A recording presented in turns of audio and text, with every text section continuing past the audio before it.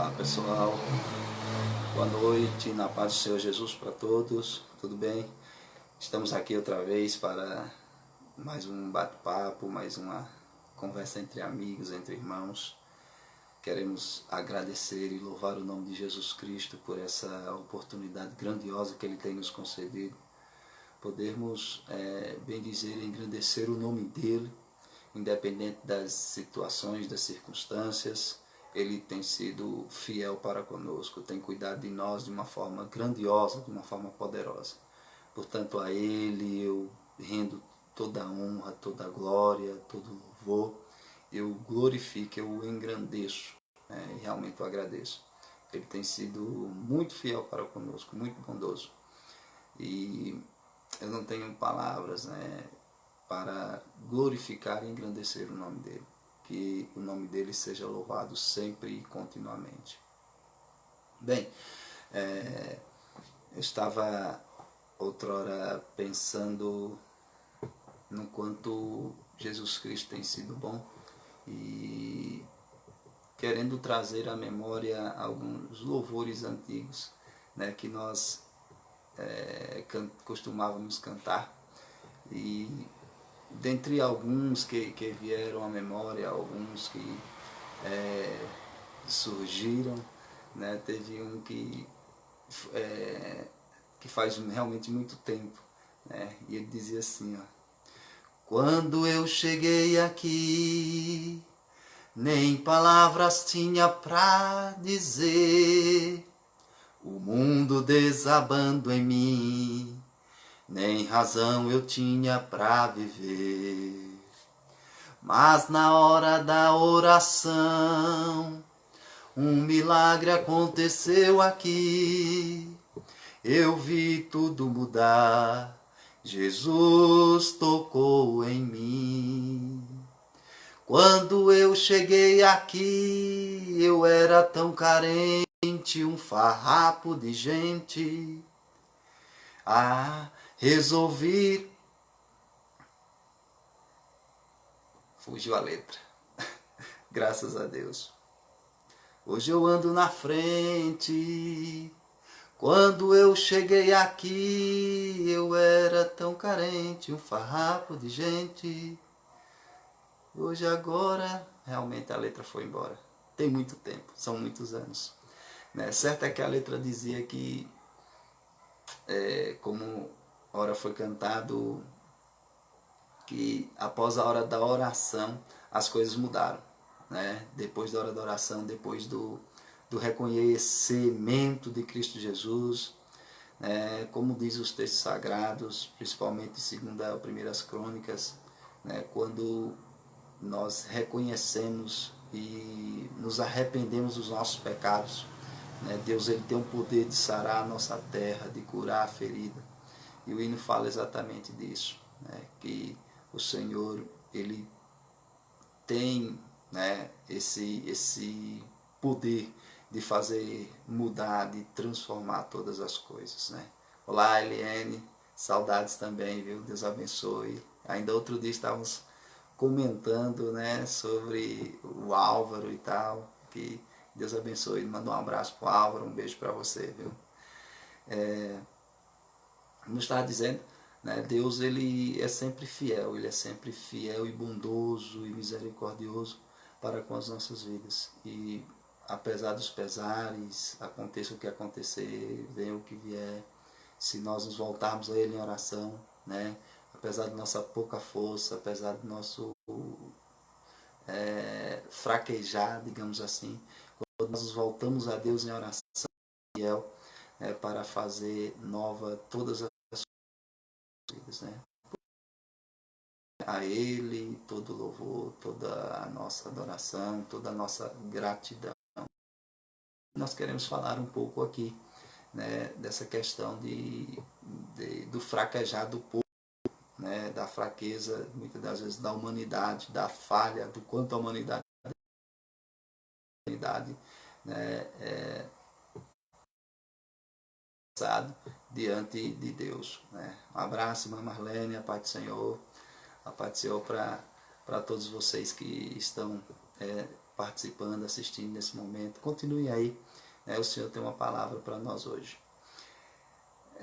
O profeta Jeremias, ministrando ao povo de Israel, o povo de Israel com certeza é o grande exemplo que precisa ser visto, assistido e seguido, né? Ou entre aspas, né? Seguido no sentido de nós podemos nos espelhar, né, no povo de Israel para que varmos bem em todo nossa maneira de viver. Foi o povo que Deus escolheu para trazer o seu filho a essa terra para salvar toda a humanidade. Foi o povo que Deus escolheu para trazer o exemplo de todas as coisas, né, ou de todo o caminho, digamos assim, que nós devemos ir, né? E foi lá que o profeta Jeremias foi para este povo que o profeta Jeremias profetizou no capítulo 3, né? E o texto vai dizer o seguinte: dizem, se um homem despedir sua mulher e ela se for dele e se ajuntar a outro homem, porventura tomará ela mais? Porventura aquela terra de todo se profanaria? Ora, pois, tu fornicaste com tantos amantes, ainda assim torna para mim, diz o Senhor. Levanta os teus olhos aos altos e vê, onde não te prostituíste. Nos caminhos te assentavas para eles, como o árabe no deserto. Assim profanaste a terra com as tuas fornicações e com a tua malícia. Por isso foram retiradas as chuvas e não houve chuva serôdia. Mas tu tens a cara de uma prostituta e não queres ter vergonha. Ao menos desde agora não chamarás por mim, dizendo, Pai meu, tu és o guia da minha mocidade? Porventura conservará ele para sempre a sua ira? Ou guardará continuamente? Eis que tens falado e feito quantas maldades pudestes. Então, o profeta Jeremias, ele se levanta aqui, e usar a paz do Senhor, minha irmã. Satisfação, viu? O povo, Deus se levanta, ora para falar ao povo de Israel e para lhes revelar a verdade, lhes falar a verdade. A verdade hoje, ela precisa continuar sendo pregada e revelada e mostrada. Nós precisamos continuar pregando esta verdade. O que acontecera, como eu disse aqui a princípio, é que o povo de Israel foi um povo que fora escolhido e Deus deixou em Israel o exemplo para que qualquer um outro povo queira se dar bem. Né? O salmista diz que bem-aventurada é a nação cujo Deus é o Senhor. Né? Observe o povo de Israel, dos textos sagrados, né? Vamos trazer aqui, por exemplo, o livro Juízes, né? Josué, por exemplo, ele disse, olha, após ter pregado um sermão, ele disse ao povo, olha, eu e a minha casa, nós serviremos ao Senhor, né? E vocês escolham a quem deveis servir. Naquela oportunidade, o povo estava naquele momento e que Deus estava fazendo tamanhas e grandes coisas, né, por aquele povo, entregando a terra que ora havia prometido. O povo estava recebendo a grande dádiva de Deus, né, as guerras que eles estavam guerreando, a vitória vinha por intermédio do poder de Deus, da misericórdia de Deus, da ação de Deus naquela oportunidade. E quando Josué, né, levanta a voz para dizer, eu e minha casa serviremos ao Senhor, vocês escolhais a quem vão servir, eles, é claro, disseram, nós serviremos ao Senhor, glorificaremos ao Deus que nos deu a terra que ora havia prometido. Né? O momento era propício, o momento, né, era de euforia, né, de gratidão, eles estavam abençoados, Deus estava fazendo grandes coisas, e ali era um momento, vamos dizer assim, fácil de dar glória a Deus, né, e dizer nós serviremos ao Senhor. Mas a gente anda alguns passos, caminha alguns anos, Josué passa e levanta-se outros juízes, passa-se alguns anos, Israel ele começa a atropelar, né, na palavra do Senhor, a tropicar nos garranchos, a se envolver, a se embaraçar com as coisas dessa vida. E o livro de Juízes vai mostrar, né, quantas vezes Israel tropeçou, caiu, e Deus ali sempre suscitou, levantou, né, pessoas para que, ou juízes, digamos assim, para que livrasse Israel das garras do inimigo, da escravidão do inimigo, da opressão do inimigo, né? Assim o livro do Juízes vai dizer, né, que Deus levantou Otoniel, por exemplo, no momento em que o povo ora, esquece da grandeza, do tamanho, da bondade de Deus. Deus levanta Otoniel, e aí o povo agora começa a ser escravizado, perseguido, né? Começa a se ver em situações difíceis, complicadas, e Deus levanta Otoniel, né? Otoniel vai guerrear a guerra do povo, a guerra que também é de Deus, é claro, né? Traz vitória, o povo se vê outra vez liberto, glória a Deus, aleluia, muitas alegrias, alguns anos de satisfação, de prazer, de liberdade, né? E o tempo passa, o povo começa a se esfriar novamente, o povo começa a vacilar, começa a tropeçar de novo, e de uma queda após outra Deus foi levantando alguns outros juízes, tais como Gideão. A história ali era repetitiva, né? O povo pecava, transgredia, Deus, né, os entregava na mão dos seus inimigos, e eles, quando se arrependiam, se voltavam a Deus em oração, né? Deus levantava um juiz, como levantou Jefté, Gideão, Sansão, enfim, dentre outros, para livrar o povo da opressão. Mas o certo é que de fases em fases, de anos em anos, né, com a tranquilidade das coisas, o povo costumava se desviar da presença de Deus. E o que nós vemos nos nossos dias são coisas parecidas, né? A humanidade ela está sodominada, né? Sodomizada, digamos assim, perdão. A humanidade ela está incorrendo por um caminho que parece ser sem volta. E o que a palavra de Deus vai dizer é que Ele, Deus, né, tem um propósito para essa humanidade, e por ter esse propósito com essa humanidade, Ele entregou o seu Filho, né? Ele deu o seu Filho, Ele demonstrou esse amor para com todo mundo, como escreveu João em 3,16. Então, nesse exemplo que Deus vai dar a todo ser humano através do povo de Israel, com o passar dos anos, né, a vinda dos reis, né, um caía e o outro, Israel, o reino, né, do sul, o reino do norte, né, se distanciou de uma vez por todas, acabou, né, sendo destituído, eliminado, digamos assim, e ficou-se o reino do sul por mais alguns anos, até que o povo acabou sendo, né, dispersado, levado por todas as partes, por todos os lugares, né? Tudo isso para que se cumprisse a palavra do Senhor, que dizia que se o povo ora estivesse na presença de Deus, continuamente na presença de Deus, o engrandecesse, o adorasse, com certeza Deus os guardaria de todo o mal. Mas isso não aconteceu com Israel exatamente porque Deus tinha um propósito para toda a humanidade. Israel não estava cumprindo com esse propósito para toda a humanidade.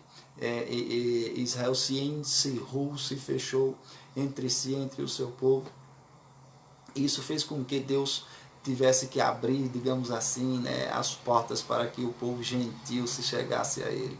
Então Israel foi endurecendo o seu coração, ou endurecido o seu coração, e o povo acabou disperso por todas as partes, por todos os lugares. O que acontece é que quando nós lemos aqui Jeremias pregar, Jeremias falar ao povo, ele traz exatamente advertências, né, para que o povo tivesse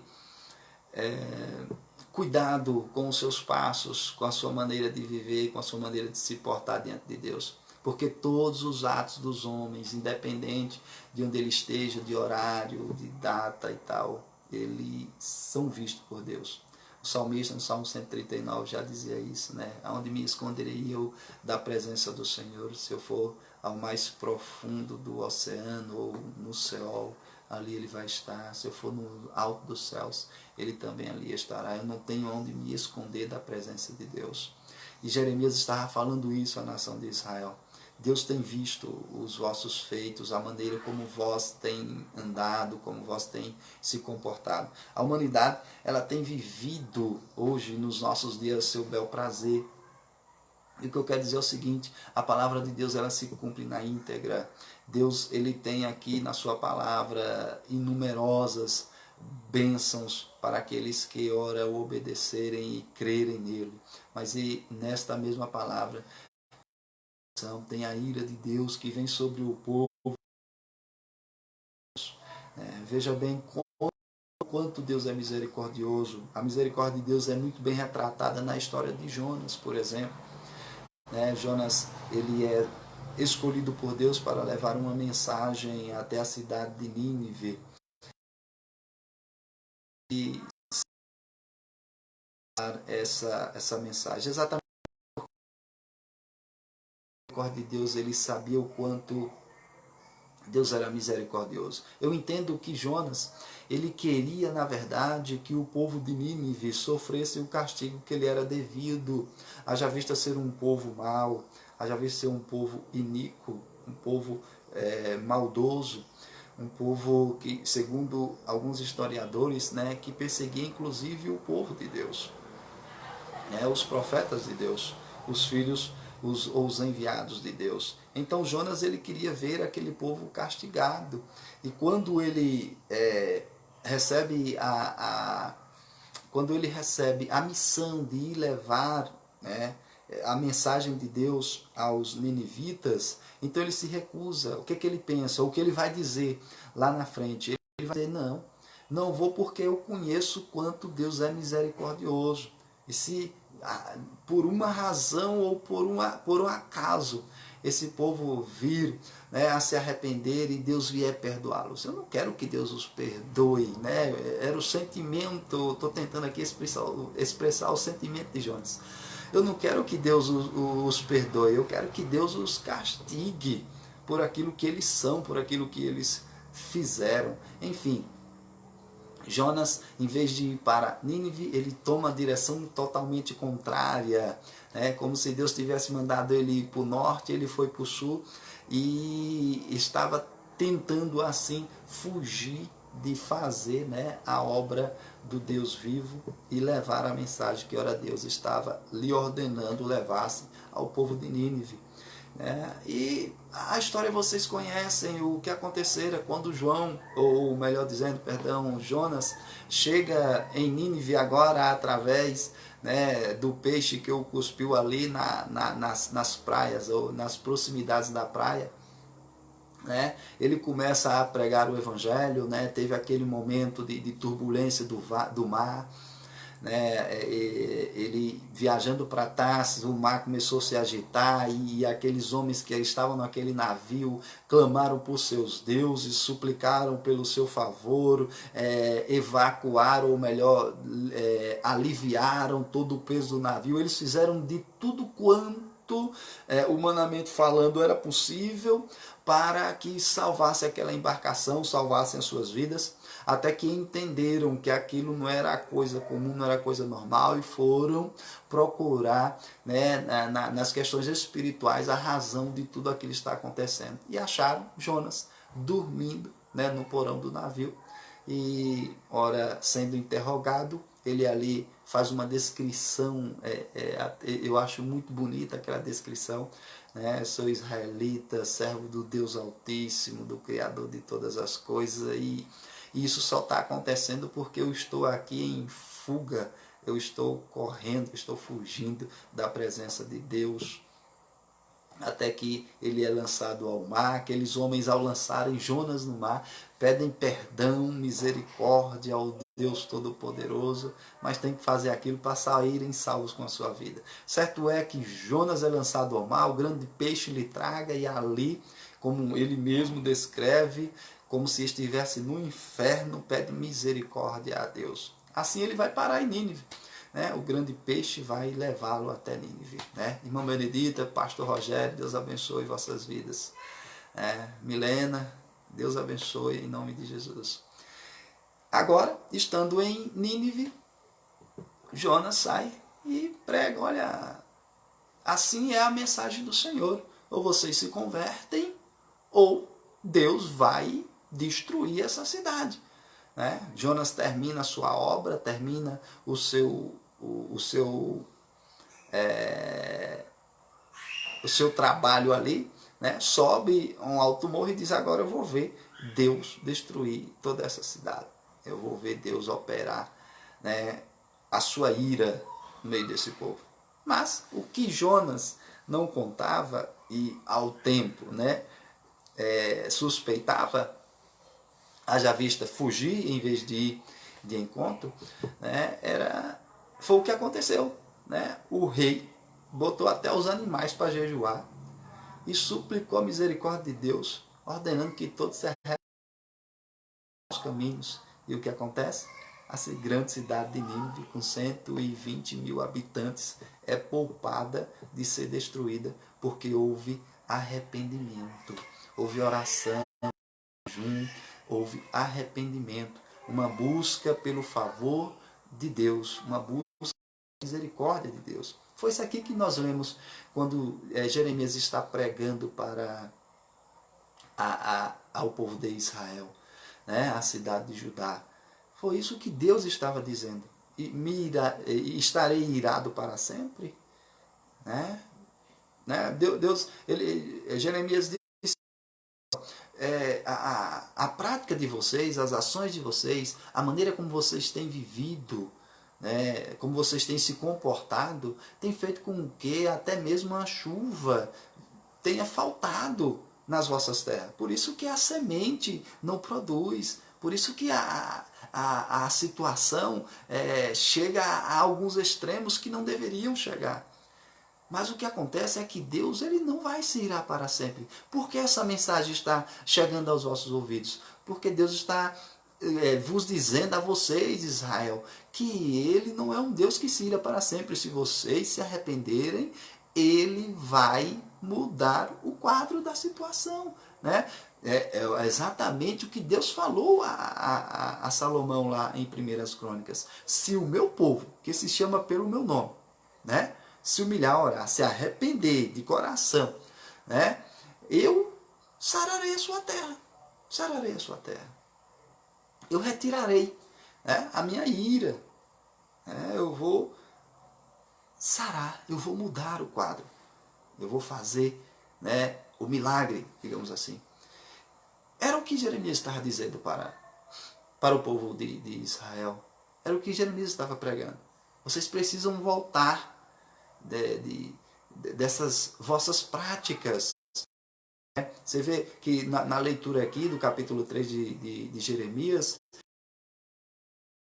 faz aqui uma linguagem figurativa, mostrando que a situação de Israel, do povo de Deus, é tal qual de uma prostituta, que sai da sua casa, né, e vai, né, tem a sua família, quem sabe tem o seu esposo, mas vai se prostituir, né, com um lá fora, Então, o que acontece?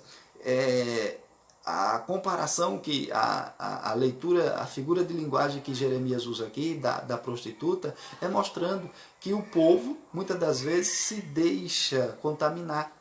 Né? Ele se prostitui com muitas coisas, né? Se embaraça com as coisas dessa vida, né? E tem deixado Deus um tanto de lado, não reconhecendo o seu senhorio, o seu poderio, né? A sua grandeza, a sua majestade, não o respeitando como ele verdadeiramente merece ser respeitado, não o amando como ele verdadeiramente deve ser amado, não trazendo o que nós falamos aqui há alguns dias atrás, não sendo recíproco no quanto Deus tem sido amoroso para conosco. Né? Então, o que nós vamos ver? Nínive pôde, né, provar, sentir essa misericórdia de Deus. Após aquele momento de arrependimento, de oração, de jejum, de estarem na presença do Deus Todo-Poderoso, o que aconteceu? Jonas sobe ao monte e espera que a ira de Deus se derrame. Mas isso não acontece. Deus faz nascer uma planta para cobri-lo do sol e ao tempo também a faz morrer e ele se ira com isso.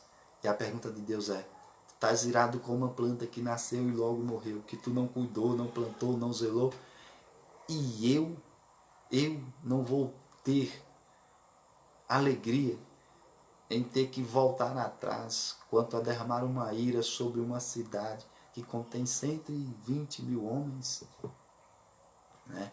120 mil homens, então era uma cidade numerosa, grandíssima, que Deus estava ali, ora, cuidando, perdoando, e o nome dele fora glorificado na oportunidade. Era isso que Israel precisava fazer, arrepender-se. Era isso que Israel, era dessa forma que Israel deveria comportar-se. É dessa forma que a humanidade de hoje precisa comportar-se.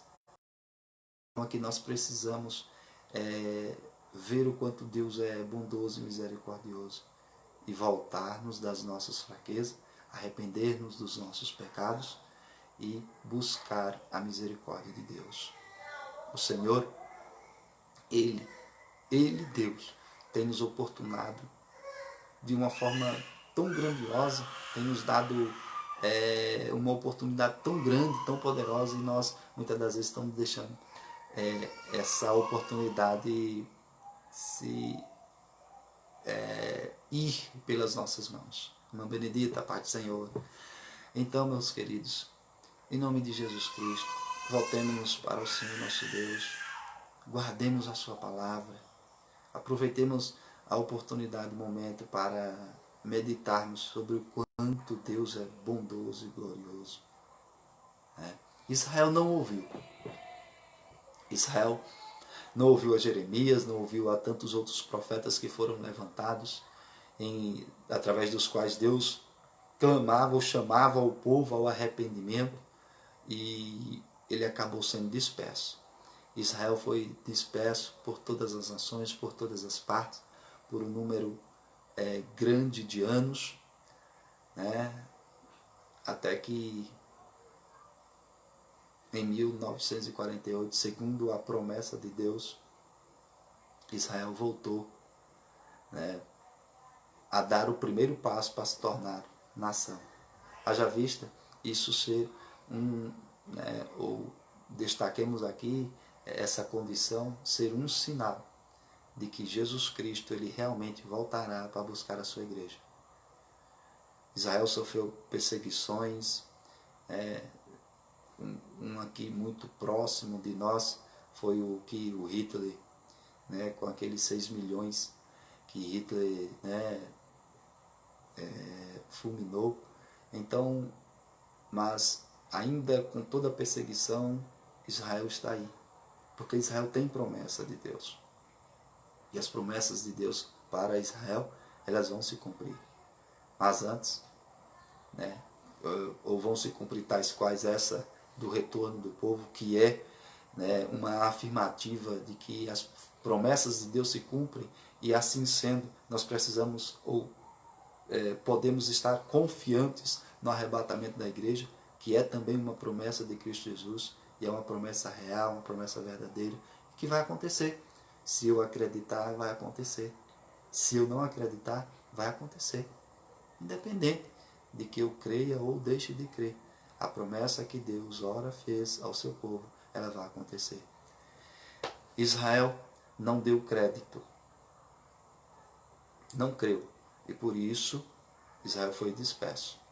Nós precisamos, ora, crer, acreditar que o Deus, Criador de todas as coisas, o dono das nossas vidas, o Todo-Poderoso, aquele que está acima de tudo e de todos, né, ele vai cumprir com as suas promessas para conosco. Portanto, vejamos ou tenhamos Israel, por exemplo, e não sigamos os passos que Israel seguiu. Não vamos ser, eu diria, duros de corações, mas ouvindo nós a voz do Espírito Santo de Deus, o, o reconheçamos como Senhor, arrependemos-nos assim dos nossos pecados e sirvamos a Deus de todo o nosso coração, com toda a nossa força, com todo prazer, com toda alegria, em nome de Jesus Cristo. Porque esse Jesus, ele sim tem grandiosas outras promessas para cumprir em nossas vidas. E ele é quem pode nos fazer vencedores aqui nessa terra e moradores do céu. Porque é só por meio dele, através dele, que nós vamos vencer, que nós vamos chegar ao fim para a glória de Deus. Tem um hino que diz que quando o mundo já te rejeita, Jesus te aceita e te faz vencedor. Ele diz assim, você até pensa, em meio a tanta carência, que está tudo perdido. Por que não dizer, né? Você até pensa, em meio a tantos pecados, que está tudo perdido. Você até pensa, é tanta incoerência, viver não faz mais sentido. Você até pensa que tudo deu em nada, não valeu seu esforço, sua vida está fracassada, está no fundo do poço. Mas eu venho te dizer, no fim do túnel uma luz quer brilhar para você. Esta luz é Jesus. Ninguém dá nada por você, Jesus te ama. Ninguém quer nada com você, Jesus te quer. Quando o mundo também te rejeita, Jesus te aceita e estende a mão. Quando o homem para mais nada presta, Deus pega o que resta, faz ser campeão. Jesus te quer mesmo quando ninguém te dá valor, te pega um derrotado, te faz vencedor. Ele sabe te entender, Jesus, socorro bem presente na hora da dor. Jamais alguém na terra teve tanto amor. Ele um dia deu a vida por você. Para Israel, Deus deu os profetas para que eles pudessem ser avisados, orientados e assim estivessem preparados e capacitados para não sofrer o que sofreram. Para esta humanidade de hoje, Ele deu à igreja, Ele deu a mim, Ele deu a você, Ele deu à igreja na terra para falar a verdade dele, Cristo Jesus, doa quem doer. É como disse Deus ao profeta Ezequiel. Ezequiel, te envio a um povo de fronte endurecida, mas eu faço a tua fronte tão dura quanto a de um diamante. E quer eles ouçam ou deixem de ouvir as palavras que eu colocar na tua boca, tu lhes falarás. Mais na frente Deus vai dizer, olha Ezequiel, e eu estou exterminando esse adágio, esse populacho ditado, que tem rondado sobre Israel, que são tardias as promessas de Deus, porque todas as palavras ou todas as promessas que eu fiz a Israel, que eu falei a Israel, todas elas se cumprirão. E ninguém dirá mais que são tardias as promessas de Deus. Nós vivemos os dias que fomos preparados pela igreja primitiva, por exemplo, pelas escrituras. Pedro, por exemplo, escreveu já alertando aos povos dos nossos dias, quem sabe, ou da próxima geração, não sei, de que nós viveríamos os dias em que as pessoas olhariam nos nossos olhos e diriam, já fazem muitos e muitos anos que esse dia de Jesus Cristo está vindo aí, e a verdade é que Jesus Cristo não veio, não chegou, nós não temos certeza se ele virá. E a resposta quanto a essas indagações, a estas falas, já dizia Pedro, ei, Deus tem sido longânimo para com vocês, Deus tem sido longânimo para com esta humanidade, Deus tem sido longânimo para com este povo, para com esta geração. É por isso que ele ainda não veio, porque ainda falta muita gente, falta o seu vizinho, falta as pessoas que estão, quem sabe, convivendo com você, estão ao seu redor. eles ainda precisam encontrar-se com Cristo Jesus. Por isso, quem sabe ele ainda não veio, porque ainda não completou-se o número daqueles que haverão de serem salvos. Para este povo, para esta geração, para essa humanidade de hoje, Deus deu à igreja, Ele deu a nós, e ninguém poderá nos calar. Faça o que venha o que vier, aconteça o que acontecer, ninguém pode calar a voz da igreja. Nós estamos nos dias em que muitos na igreja têm interpretado errado aquilo que Cristo diz, que a porta do inferno não prevalecerá contra a minha igreja. Foi Cristo que disse isso. Quando ele estava dizendo isso, muitas das vezes nós enxergamos o inferno atacando a igreja.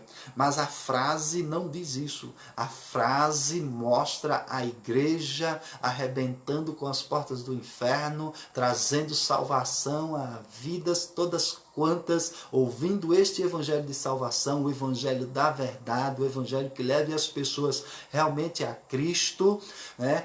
Quando essa igreja estiver batendo nessas portas, elas não resistirão. As portas do inferno não resistirão à igreja, né? O inferno vai ter que ser saqueado. O inferno vai ter que se permitir ser saqueado pelo poder do grande e Salvador Jesus Cristo de Nazaré. Portanto, irmãos, se Israel teve os profetas para alertar o seu povo, né, para levar a mensagem de Deus à humanidade de hoje presente, tem a igreja do Senhor, ela tem a você, ela tem a mim, e nós não podemos nos calar. Portanto, com a igreja fechada ou aberta, nós estamos aqui pregando o evangelho, falando a verdade, né? Arrependei-vos e convertei-vos, porque está vindo aí o reino dos céus. A mensagem ela não mudou. Foi a mensagem que Deus pregou em todo o tempo para o povo de Israel. Foi a mensagem que Cristo Jesus pregou, mas antes dele foi a mensagem que João Batista pregou, o seu precursor. Foi a mensagem que ele, Cristo Jesus, mandou que os seus discípulos pregassem. E foi a mensagem que os discípulos passaram, né, aos seus discípulos, aos convertidos da sua época, que também anunciassem. Essa mensagem ela não mudou, é a mensagem de ontem, ela é a de hoje, será a de amanhã. Arrependei-vos e convertei-vos, porque é chegado o reino dos céus. Amém? Que Deus em Cristo continue abençoando as vossas vidas. Foi um prazer grande ter cada um de vocês aqui conosco nesta live, que o Senhor continue sendo glorificado. Rogo pelas vossas orações e vou desafiar aqui um amigo que o conheci e vi uma única vez e aí sumiu. Nunca mais nos falamos, né? Mas o nome dele é Francisco. Eu esqueci até o sobrenome, não sei se é Francisco Lima. Francisco, eu vou chamá-lo, não posso chamá-lo assim. Mas Francisco, que a Nilza conhece muito bem, né? Ele é o nosso novo desafiado para que amanhã, por este horário, a partir das 8, ele venha trazer uma mensagem de Deus para os nossos corações. Que Deus abençoe, tenham todos uma boa noite na paz do nosso Senhor e Salvador Jesus Cristo, uma noite abençoada, uma noite na presença dele, e que ele continue falando e revelando-se aos vossos corações. Até mais, em nome de Jesus.